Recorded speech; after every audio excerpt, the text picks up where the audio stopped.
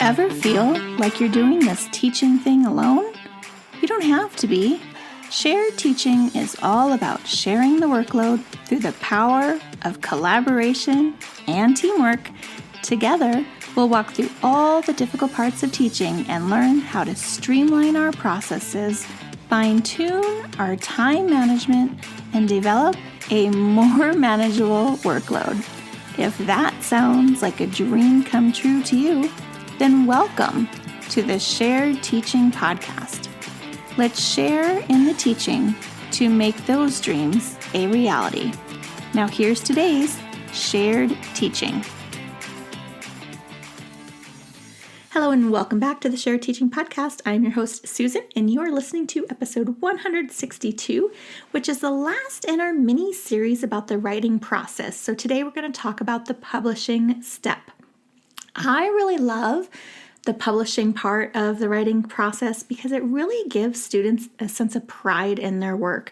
So today we're going to kind of explore some exciting and rewarding ways we can have students publish. So first, let's talk a little bit about why publishing matters. Publishing writing is going to help students develop confidence in their writing skills. It's a way to show them that this step in their writing matters. And there's just something about that feeling of having a published piece of work in front of them that they've worked so hard to accomplish that's really going to boost that confidence for them. It's also going to help students understand that writing is meant to be shared because we don't just take it home. It's not just shoved into a backpack or placed in a folder with a bunch of other writing, but a published piece of writing is something that is meant for other people to view. It's going to help our students feel motivated to write more often, and some of our struggling writers really need that motivation, so this is a way that can help that. They're also going to learn how to receive and respond to feedback because, of course, not everyone loves everybody's piece of writing, and that's a hard truth to learn, especially at these young ages, but it's important for them to hear from other people about how they can make their writing a little bit better and learn that editing process, and publishing helps with that. And of course, last but not least, it's going to give students a chance to celebrate their really hard work. All right, so let's take a look at some ideas for publishing student writing. The first one, of course, and one of the easiest ways to publish student writing is to compile student writing into a class book that can be kept in your classroom library.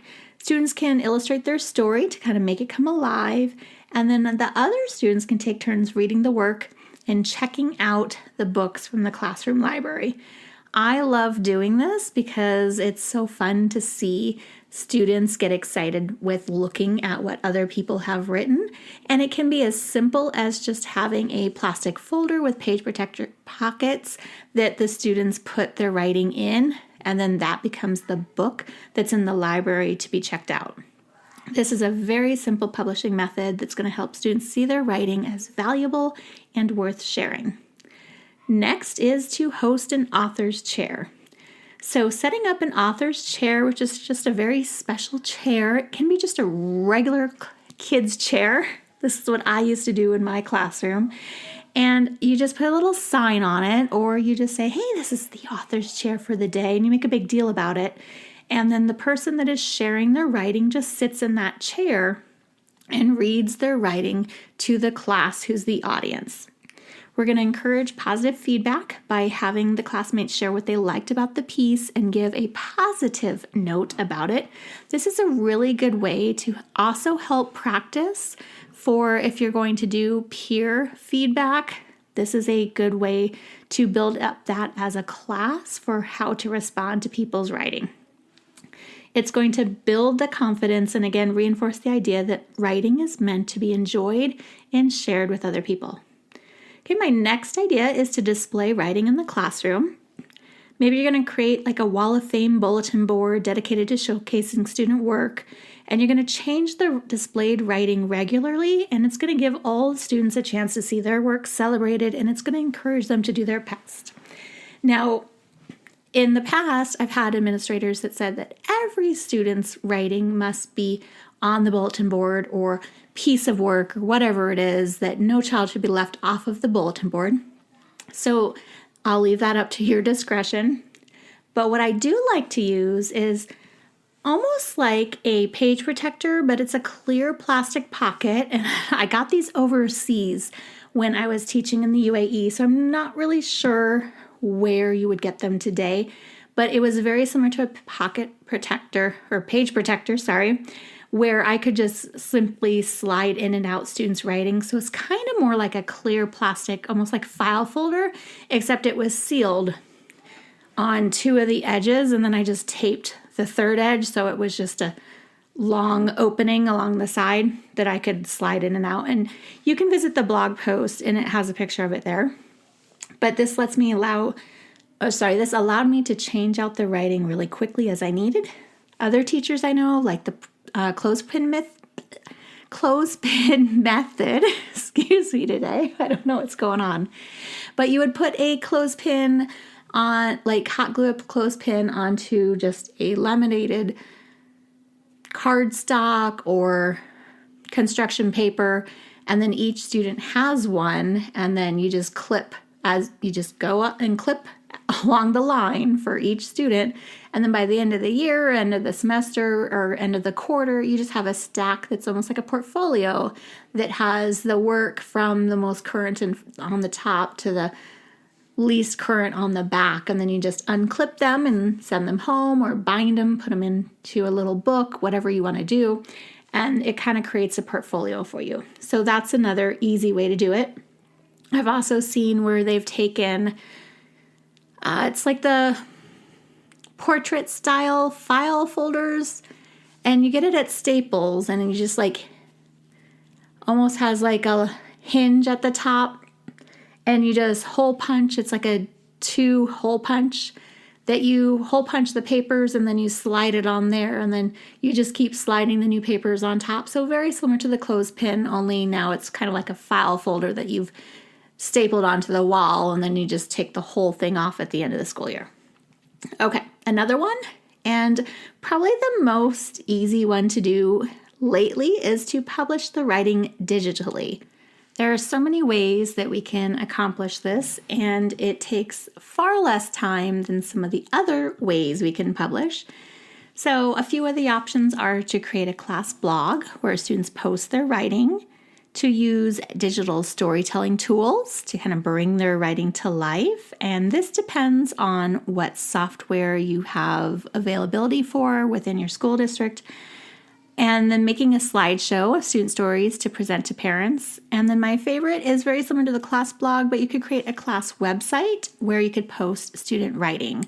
I highly recommend Google Sites. My school is a Google school, and so Sites is something that's readily available and free to use, and it's very simple, and you could just make each student a page on the website, or if you want to post anonymously, then you just title their story as the website page. So you'd have a home page, and then each website page would be a student's story or the student's name.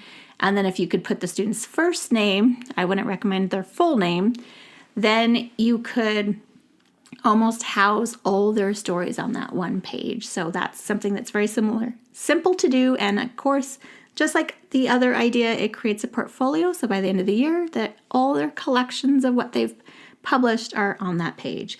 And it doesn't have to be the students have typed it up. It could just be you took a picture of it from the paper, and then you're posting that picture onto the website. Another thing is you can send student writing home. So you want to encourage students to take their writing home and share it with family members. So maybe you're making a photocopy of their story, you're putting in with a class newsletter, you're sending home their published books for parents to read, you're creating those writing portfolios so students can keep them and revisit them. And that can just be as simple as a folded piece of construction paper as a folder. It could be an actual folder with like page protectors. It could be a stapled packet. I mean, the list is endless. There's many different options that you could do. And involving families in the publishing process really helps students take pride in their work, especially if you sent home a little letter that went with it so the parents understand the importance and the significance of this story that's coming home, because they might not know that maybe you don't publish every single thing that we write in class. So making sure that you've communicated that to families is also key. Now, my last but absolute favorite idea for publishing student writing is to host a movie day. I did this as a first grade teacher, and it was always such a big hit.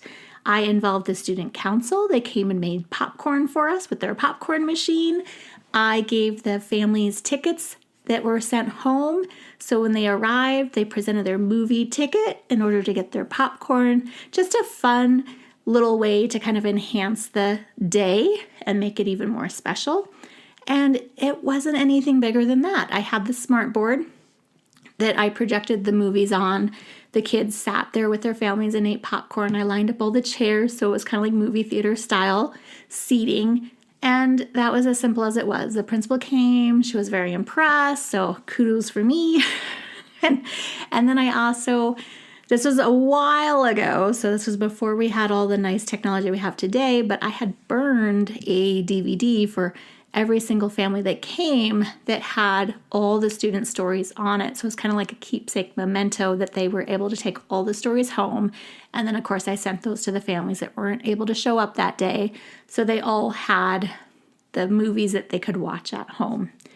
So first thing the students did was they wrote a personal narrative story. And this would work with any style of writing. Don't feel like it has to be a personal narrative story. This would work really great with a fictional story, or maybe if you did some kind of nonfiction story, maybe a biography, that would work well too. I wouldn't recommend it necessarily for a nonfiction style of writing if they were doing some kind of report where you wanted to see like the close-up images and all the other nonfiction text details that you would really expect from a nonfiction piece of work. But anything that lends itself to like a story style is a great way to do this. So after that, they were tasked with creating their illustrations, and this was just very simple. They were drawing them on regular copy paper.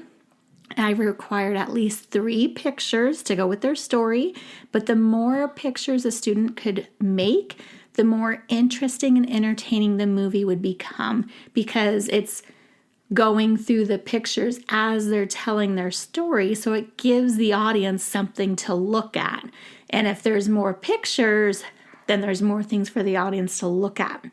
And then the last thing that was really the key is the students practiced reading their story, and when they were ready, I recorded them reading their story, and then I was able to match up the pictures to the voice recording.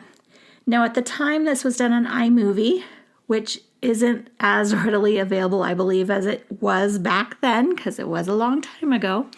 But there are many other ways that you can do this, including in just PowerPoint. You could have the story typed up or just put the pictures on each different slide, and then as you're recording it, you can click through the slides and record at the same time as the slides are going, and then you have a recorded slideshow. So that's an option too, and it just really was a great experience. So I highly recommend trying that. And if you need any help planning out your writing units, you want to make sure that you're going to download the free guide that I've created that is Plan Your Writing Units Easily, where I take you through some very short steps to how you can plan out a writing unit or just like a mini unit.